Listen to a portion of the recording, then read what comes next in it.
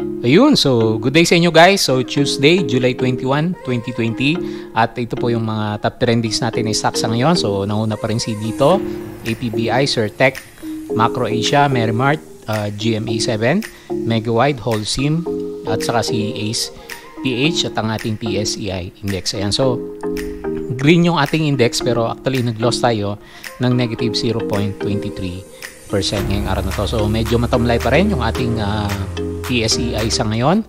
Hindi po siya masyadong gumagalaw naman. Okay? So bago tayo magpatuloy, please read po na maigi yung ating disclaimer.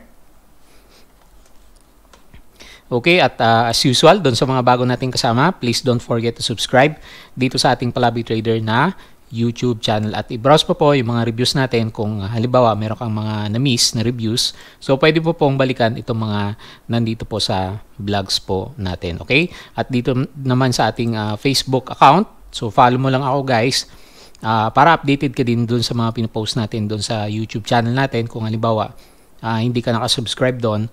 So meron tayong usapan dito ng mga kasama natin at yung mga pinopost po natin ng mga related sa stock market. And then pwede tayong mag-usap anything po related sa stock market. Ganun din po dito sa ating Facebook page na Palaboy Traders. Ayan, so bisitahin mo din paminsan-minsan para sa mga post natin.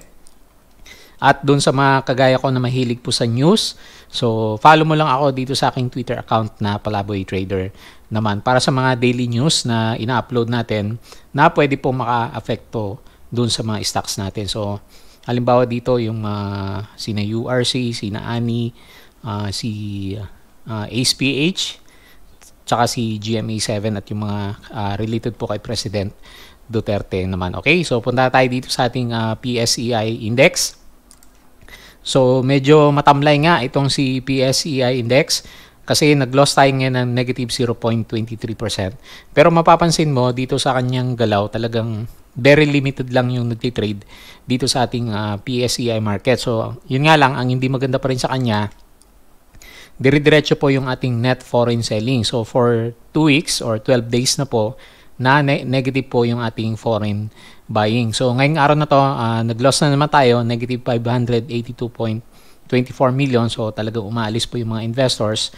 At makita mo, puro red po yung ating net foreign buying sa ngayon. So, bakit ganyan? Matumal yung ating PSEI market.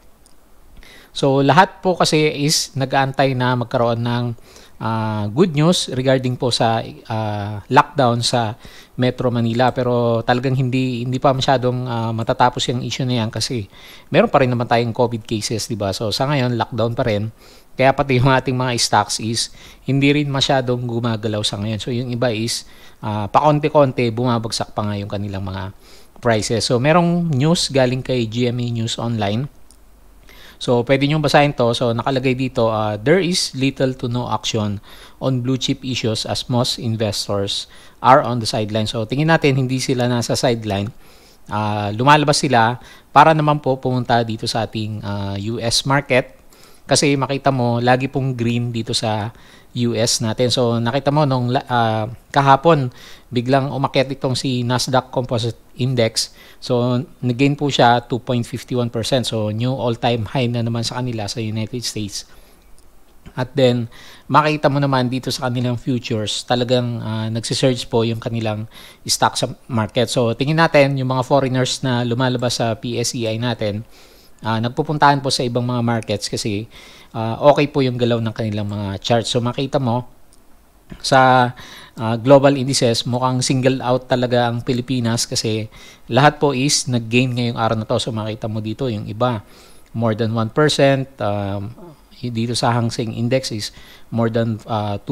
So mukhang singled out yung Philippine market natin na hindi po maganda yung sentiment sa kanya. So makita mo dito yung bandang Europe, lumalabas dito is more than 1% na naman yung itataas ng kanilang mga market. So ito nga more than 1.7% na sila. At expectation natin sa ngayon is maganda pa rin po dito sa ating US market naman. So siguro sabi ng ibang kasama natin, yung hindi po paggalaw nitong ating PSEI index is nag-aantay na lang po ng SONA ni President Duterte. So Duterte is scheduled to deliver 5th SONA at Batasang Pambansa on July 27. So mukhang matagal pa to. Next week pa yata itong SONA ni Mr. President. So siguro abangan dito kung ano yung susunod na status na naman ng ating mga quarantine area. So sa ngayon kasi 'di ba hindi naman makagalaw yung mga businesses sa Metro Manila, and then nagwo-worry pa rin yung karamihan kasi yung COVID cases nga po sa Pilipinas is paakyat ng paakyat. Pero contrary naman sa reaction dito sa US market, sila po is parang nagdiriwang na yung kanilang markets kasi ang dami pong news na lumalabas na related po sa mga vaccine. So more than 50% of market pros think a vaccine will be ready within a year. So within this year, so nag-expect na tayo na magkakaroon ng vaccine regarding po sa COVID-19. So kasi po ang dami pong lumalabas na nakakagawa sila ng antibodies na pwede pong makatulong para hindi po tayo masyadong magkaroon ng sakit kapag kahit makakuha po tayo ng COVID-19 na virus. So ito nga, meron na namang bago sa University of Oxford saka AstraZeneca. Tapos ito naman si Pfizer and BioNTech naman. So ang dami na pong naglalabasan na good news regarding po sa mga development ng ating mga vaccine. So mukhang hindi pa rin napipick up ni Philippine market yung mga optimism na gano'n. At kaya nga po nag-aalisan po yung ating mga foreign investor. So sa ngayon, intact pa rin yung ating downtrending na trading channel dito sa ating PSEI market. So be very cautious lang kung papasok ka sa kanya. Baka kasi magkaroon ng mga yung mga breakdown ng mga prices, or pwedeng siguro false breakdown, and then suddenly pag nagkaroon ng optimism saka naman biglang aakyat yung ating market. So nag-aantay siya ng decision. So nag-aantay siya ng mga foreign buyers para umakyat po yung ating market. So kung susundan mo lang itong descending trend lines natin or itong descending trend channel natin sa kanya, mukhang nagsusupport naman yung 6,000 level natin. Kung magkakaroon siya ng decision is siguro around August na, or yun nga sabi natin doon sa SONA po ni President Duterte by July 27 naman. So yun po yung abangan natin sa kanya. So kung wala tayong makitang magandang setup, di sidelines muna tayo. Manood muna tayo ng mga galawan dito sa ating stock market, or mag-backtest muna tayo para kahit papano is mahasa po yung mga skills natin. And then pag yung time na meron na tayong breakout nung kagaya nung nakaraan na nangyari dito is hindi tayo mahuli na bumalik po dito sa ating market naman. So yun po yung overall na nakikita natin dito sa ating market. So sideways to downward pa rin si PSEI market. So sana makabawi na, no? At mukhang nag-aalisan talaga yung mga foreign investors dito sa ating market. Okay, so unahin na po natin yung ating top trending sa stocks. So si dito pa rin syempre. So ngayong araw na to nag-loss siya ng negative 1%. So parang sinusundan niya rin yung galaw ng ating PSEI market. So as usual, syempre ganoon pa rin yung analysis natin sa kanya. Meron siyang isang medyo malaki na trading channel. Ilang percent ba tong nakikita natin sa kanya? So meron siyang possible upside na 9% or possible breakdown na 8% naman ng kanyang price. So nasa gitna siya ng kanyang trading channel from 2.73 until 3.27 naman. So walang momentum yung ating RSI.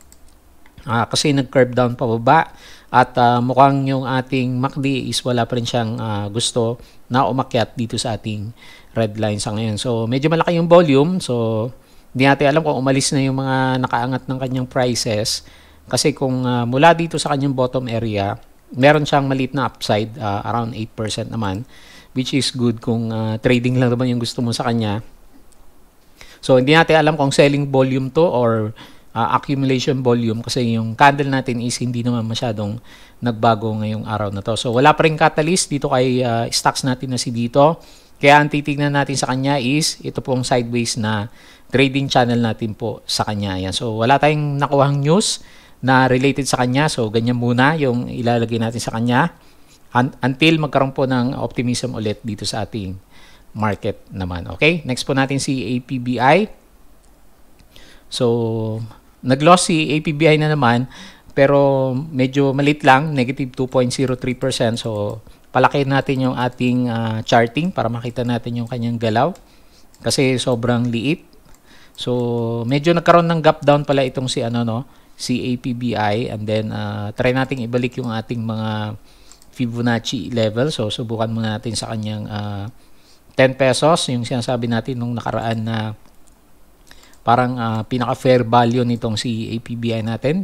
Actually, ang listing niya is 10 to 12 pesos nung nakaraan.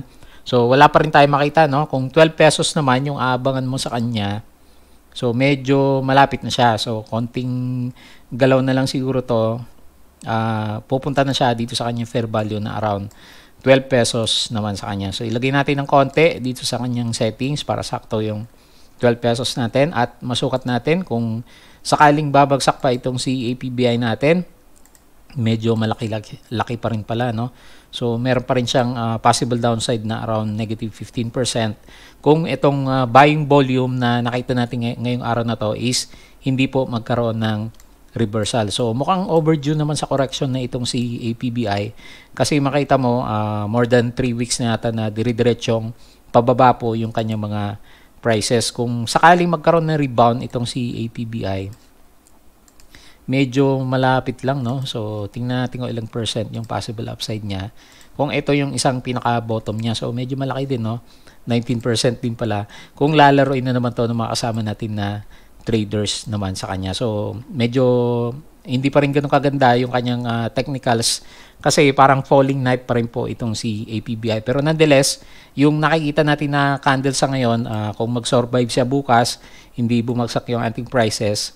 So, sana magkaroon siya ng retest dito sa pinaka-low niya na around 13.51 para medyo malakas-lakas yung bentahin nitong si APBI natin para magkaroon naman siya ng rebound kasi medyo mukhang maganda yung range na nakukuha natin sa kanya is more than 10% yung possible upside niya kung sakaling ito yung pinaka-bottom niya sa mga susunod na araw naman. So, sana magkaroon ulit siya ng green candle bukas at reconfirmation sa kanyang low na 13.51 pesos para sa isang medyo malaki na trading bounce naman dito kay APBI. So, meron lang siguro nag-aabang dyan ng konti, nag-accumulate para magkaroon ng bounce na itong si APBI po natin. Kasi medyo maganda yung volume niya ngayong araw na to as compared for the last 2 days na pabagsak yung ating prices. Ngayon, mukhang merong sumalo sa kanya na medyo malaki po ng konti yung kanyang volume naman. Ayan. So, bantayan natin na maigi si APBI for a short bounce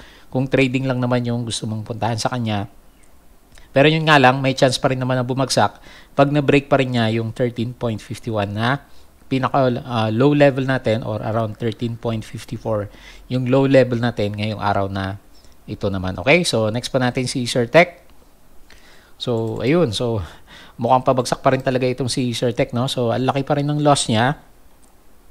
Nag-loss siya ng negative 6.35%. So, bumalik na siya dito sa ating oversold level. So, mukhang overdue na rin for correction itong si Certec kasi tuloy-tuloy din yung kanyang pagbagsak ng kanyang prices. So, kung magdodrawing ulit tayo ng trendline sa kanya, yung malaking trading channel na dinodrawing natin nung nakaraan para makita natin yung kanyang galaw is mukhang nagkaroon pa siya ng breakdown. So, hindi pa yan siguro yung bottom ni Certec kasi yung candle na nakita natin sa kanya is hindi pa rin maganda.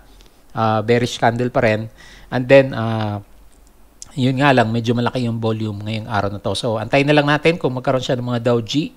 Kagaya po dito sa area na to, kung short-term bounce lang naman, yung hinahanap mo din dito sa galaw po ni Certec natin. Ayan, so medyo hindi pa rin maganda yung kanyang galaw, no? So, sana nakapag-cut loss ka na guys, ha? Kasi ang laki na yan, no? Kung dito ka sa may bandang taas na kabili sa kanya. So, meron ka ng possible loss na negative 29% kung naging emotional ka at hinawakan mo na matagal itong si Certec po natin. Ayan. So, breakdown ng price at hindi lang pala close ng gap dito sa area na to yung ginawa niya, no? Talagang test ng support at mukhang gusto pa niyang i-break.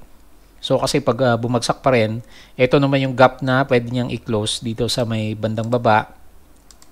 So, at around 5.65 pesos naman. Ayan. So, yan yung isa pa na support na pwede nating tignan para magkaroon ng bounce itong si Certec naman natin. So, wala din siyang magandang catalyst para mag-recover yung kanyang prices. So, ang natatandaan pa rin ng karamihan is yung kanyang disclosure ng nakaraan na magdadagdag siya ng shares at gagamitin naman niya para sa kanyang expansion ng kanyang business. So, hindi rin pinapansin yung kanyang cash dividend. So, na 0.001 So hindi natin alam kung dollars to o US. Sabi ng kasama natin is nasa dollars yung kanyang cash dividend naman. So nasa July 30, so malapit na siya. So baka sa SONA na rin mag-decide itong si ShareTech kung ano yung susunod na galaw niya. Kung magre-retry siyang bumalik para i-retest yung ating MA100 or diretsyong bababa siya para i-retest yung 5.65 pesos na level po natin. Okay? So yan po yung nakita natin sa kanya. Next po natin si Macro Asia. So malinaw po dito guys, yung mga nagtatanong, stock dividends po yung ibibigay nitong si Macro Asia. So halimbawa meron kang 10,000 shares dito kay Macro Asia. Kung magbibigay siya ng stock dividends na 20%, so magkakaroon ka ng 2,000 shares na addition dun sa 10,000 shares mo naman dito kay Macro Asia. So in total, magkakaroon ka ng 12,000 shares kung mahawakan mo yung stock mo hanggang August 11 naman. So yun naman, sinasabi din natin, pagdating naman ng August 11, so expect mo magkakaroon ng gap down itong si Macro Asia para sa kanyang 20%. So hopefully, makonsume ni Macro Asia or umakyat siya ng 20% bago dumating yung August 11 na ex-date. So nagdo-drawing tayo ng nakaraan sa kanya is dito sa pinaka-bottom natin na around, tingnan natin na 4.91. So kung aakyat siya ng 20%, so in-expect natin is mag-recover yung price niya until dito sa support level naman natin sa kanya. So ang hindi maganda naman, halimbawa nakabili ka and then nag-expect ka ng 20% bounce sa kanya at hindi siya umakyat dito. Ang mangyayari, so kung halimbawa babagsak siya, no? Kasi magkakaroon talaga ng gap down. Halimbawa, ito na yung maximum price natin, 5.68 hanggang sa August 11. So magkakaroon ka ng drop down na around negative 20% naman sa kanya. So pwedeng bumagsak yung price mo ng around 4.52 pagdating po ng July, rather ng August 11, kung kailan naman yung kanyang ex-date. So yun yung titimbangin mo sa kanya kung bibili ka ngayon dito sa estado po ni Macro Asia. So hindi kasi maganda yung kanyang fundamental sa ngayon kasi nga yun nga yung ating mga eroplano is hindi pa rin naman masyadong nagkakaroon ng mga flights. So yung mga flights, yung mga sabi nga 'di ba, yung mga Cebu Pacific flights, minsan nagre-require pa rin sila ng kailangan mo ng medical certificate na wala kang COVID-19 para makasakay ka. So medyo hassle pa ang magbiyahe sa ngayon kahit medyo inopen na po yung ating airlines para sa mga international flights para dun sa mga foreigners na gustong lumabas or pumasok po ng Pilipinas naman. Ayan. So pag-isipan mo ng mabuti at pag-aralan mo kasi baka mangyari kagaya po nung nangyari kay ABA. So hindi natin alam. So ginagamit natin example si ABA kasi nga nagkaroon siya ng stock dividends dito sa gap area natin na to. So nung dumating yung ex-date niya, nagkaroon siya ng drop down kasi stock dividends na more than 11% naman kasi yun naman yung nilagay niya na additional dito sa ating dividends naman para dito kay ABA. Okay, so timbangin mo po na maigi kung okay sa'yo yung possible scenarios na nakikita natin sa kanya bago ka po pumasok kay Macro Asia kasi baka maipit ka bigla pag bumagsak po siya ng negative 20% sa araw na i-release na po yung kanyang stock dividends. So sa kanyang technicals, hindi pa rin maganda kasi mukhang nagre-resist po yung ating MA9. Makita mo naman dito yung ating candle sa ngayon is hindi siya makapag-decide kung makakalampas siya dito sa ating MA9, yung ating manipis na blue line naman sa kanya. So hindi maganda yung ating RSI kasi below RSI 50 pa rin. So medyo nagka-curve pataas yung ating MACD pero makita mo nasa baba pa rin kasi ng red line yung ating blue line naman dito kay Macro Asia. So ganyan pa rin kahit technicals yung titingnan mo sa kanya, yung pinakamalakas na resistance mo is around 6 pesos naman sa kanya. So umakyat siya ngayong araw na to 0.89%. Okay? Next natin si Merrimart. So pabagsak pa rin yung kanyang price. So ingat pa rin ng konti. Kasi sinusundan pa rin niya yung ating downtrending line. So wala pa rin tayo makitang good news para dito kay Merrimart. Dito lang naman sa kanyang technicals. Kasi mukhang ayaw pa rin sa kanya ng ating mga traders naman. Ayan. So mag-aabang-abang ulit tayo sa kanya kasi hindi pa maganda yung candle at makita mo dito sa kanyang volume, hindi pa rin naman siya ganun kalakas, di ba? So medyo maganda yung nangyari sa kanya, no? So tingnan natin So hopefully ito yung kanyang double bottom confirmation kasi meron kang wick dito and then nagkaroon siya ng retest and then nag-bounce siya ng konti naman. So mas maganda sana meron siyang malaking green volume dito para kahit pa paano magkaroon ka ng idea na in the near future itatry niyang i-break itong ating descending trend lines sa kanya. So sa ngayon, wala pa rin tayong makitang maganda as a trader po dito kay Merrimart natin. So sundan mo lang yung ating descending trading channel as a guide kung papasok ka sa kanya or bibili ka na kasi pabagsak pa rin naman yung kanyang direction sa ngayon. So nag-loss siya ng negative 1.2%. So next po natin si GMA7. So akala natin didiretsyon tataas itong si GMA7 kanina.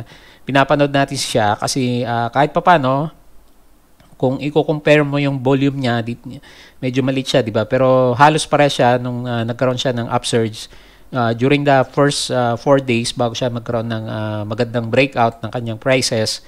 So, okay sana kanina. Kaya nga lang, nagkaroon din ng profit taking sa kanya.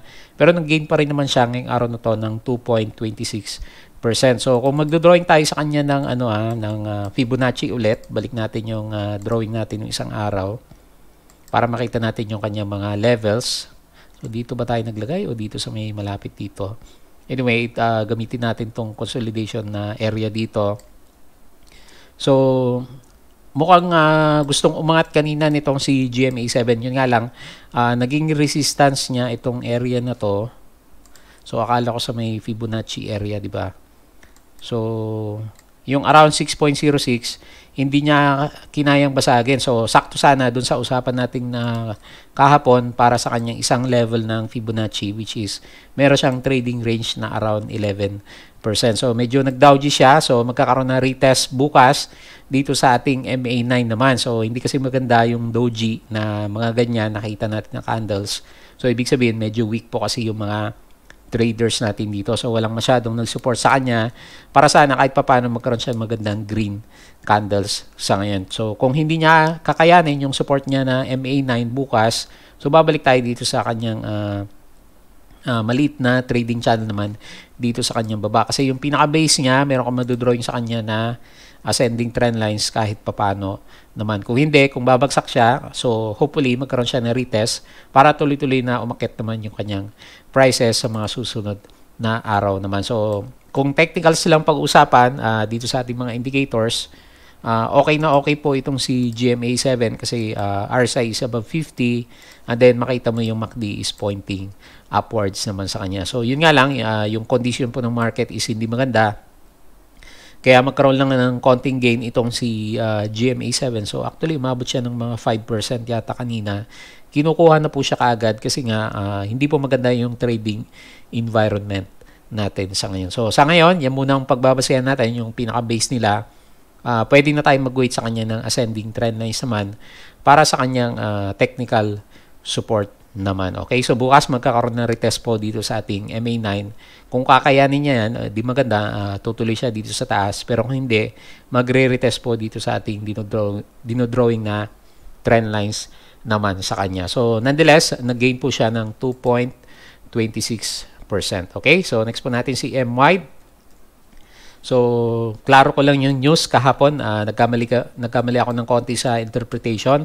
So, based dito sa disclosures or rather news na galing kay Inquirer.net, yung nakuha po ni Mega White dito sa NAIA Rehabilitation is yung proponent, original proponent status. Ayan. So, nag-research tayo ng konti. So, ang ibig sabihin pala niyan, siya lang yung priority para sa rehabilitation po ng NAIA natin. So, hindi pa fully nasa kanya yung contract dito po sa NAIA Rehabilitation. So, mangyari po niyan, after nilang magkaroon ng isa pang auction para sa rehabilitation po ng NAIA. So, yung tinatawag nila na Swiss Challenge naman. So, pinabinasa natin ng konti. Meron nakalagay dito, pwede nyo i-research.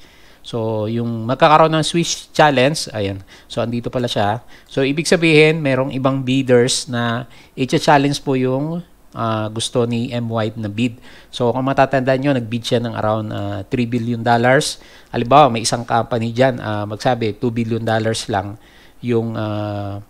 yung kaya nila. So syempre, mas maganda yun, di ba? Mas mababa yung kanyang price. So ang gagawin ni Mega-White, bibigyan siya po ng priority ng ating government na tapatan po yung mas mababang rehabilitation award dito sa ating NAIA, at pag natapatan niya yung pinakamababa sa kanila, so saka lang pupunta sa kanya yung contract nitong si NAIA naman. So makita mo yung reaction po ng ating chart sa kanya is nag-close the gap na nga siya. So nag-loss siya ngayong araw na to ng negative 1.73%. So hindi pa rin fully sa kanya yung contract, kaya siguro ganyan po yung reaction ng ating market. So in-expect natin babalik siya ulit dito sa loob ng ating trading channel. So nonetheless, kahit papano yung RSI is still above 50. So yung ating MACD is medyo sideways pa rin kay Mega-White. So yung discussions natin kahapon na magiging maganda itong si Mega-White in the future is kung makuha na po niya fully yung contract na magre-rehabilitate na po siya ng ating NAIA naman. Ayan. So yun po yung tatandaan natin sa kanya. So, meron pa siyang additional bidding na pwedeng gawin. Kaya siguro po ganyan yung reaction ng ating market sa kanya. Kahit medyo siya na yung nangunguna doon sa mga bidders natin, or meron siyang priority para makuha po yung rehabilitation ng ating NAIA naman. Okay, so next po natin si Holcim. So, trading channel muna tayo kasi sideways po itong si Mega-White. So, mukhang hindi pa rin maganda yung charts ni Holcim, no? So, wala pa rin siyang momentum, guys. So, lagi kang titingin dito sa ating RSI, basta below 50, wala po siyang momentum, kahit may konting divergence yung ating RSI sa kanya. So, makita mo din, yung galaw ng prices is talagang nagre-resist po yung ating MA9. So, watch out guys ha. So, although nagkaroon na siya ng bottom dito sa area na to, tignan mo na maigi, baka bumalik siya and then mag-breakdown, mas lalo pa pong bumaba yung prices nitong si Holcim po naman natin. So, nag-loss siya ng negative 1.44% ngayong araw na to. So, medyo hindi maganda, no? So, downtrending pa rin itong si Holcim. So, wala pa rin buyers momentum sa kanya at siguro ito yung kanyang trading channel sa ngayon, which is pababa naman yung kanyang directions muna. Ayan. So, yan lang muna. Wala tayong makitang buying signal muna kay Holcim. Sabi nga natin, hanggat hindi siya nagkakaroon ng breakout, either dito sa ating MA9, dito sa ating trend lines, or rather dito sa ating MA20 para mas malakas naman yung kanyang breakout ng prices. Okay, so yun lang muna nakita natin sa kanya. And then lastly, punta tayo dito kay ACE-PH. So meron nga pong nakuhang magandang kontrata itong si ACE-PH. So meron siyang i-develop na solar farm doon sa India. So nandito sa may Twitter account natin, di ba? So ito, energy will be supplied to Solar Energy Corporation of India. So meron siyang partnership together with the Indian. So yun nga, magtatayo siya ng isang hindi ko mahanap yung yung news niya. So anyway, yun yung related news po dito kay ACE-PH. So meron siyang nakuha magandang kontrata dun sa kanyang solar energy sa may India. So kaya po makita mo naman nagkaroon ng reaction po sa kanyang prices. So maganda. So sana maging catalyst to para magkaroon na ng breakout na inaantay natin dito kay ACE-PH. Kasi ilang beses na po siyang nagda-try dito sa around 2.38 pero talagang malakas yung resistance natin. So ngayon pa nga lang, in-expect natin magkakaroon ng green candle pero parang nahirapan na siya para i-break po yung ating 2.38. So abang-abang tayo dito kasi kahit papano meron naman siyang volume. So kung ganyan kalakas ulit bukas, baka po kayanin na niyang i-break yung 2.38 naman na resistance natin sa kanya. So nag-gain siya. Okay din naman 3.15%. So kung dito ka lang sa mga range trade ka, mga 10, so less than 10% siguro yung pwede mong makuha dito sa galaw ni ACE-PH naman. Ayan. So balik tayo sa ating PSEI. So, ganun pa rin ang ating sentiment. Overall is downward to sideways po yung movement ng ating market sa kanya. So, kung meron kang nakalabas ka na sa kanya kasi kung sinusunod mo yung cut loss level mo sa kanya, di abang-abang muna tayo doon sa mga stocks na binabantayan natin. So, sa ngayon, wala pa rin catalyst. So, walang momentum yung ating market. Kita mo naman, nasa loob po ng isang downtrending trading channel. And then, nood na lang tayo ng mga US market kasi kahit pa paano, makita mo, very green sila. So, optimistic yung buong market natin. Pag na-develop na itong vaccine na pinag-uusapan, so ang dami namang vaccine na talaga namang ang sabi is meron ng antibodies. So, antay-antay lang tayo ng konti, di ba? So, be patient lang tayo. Kasama sa cycle ng market, yung after magkaroon ng sideways, upward, and then downtrend. So, isa po sa mga cycles ng ating market.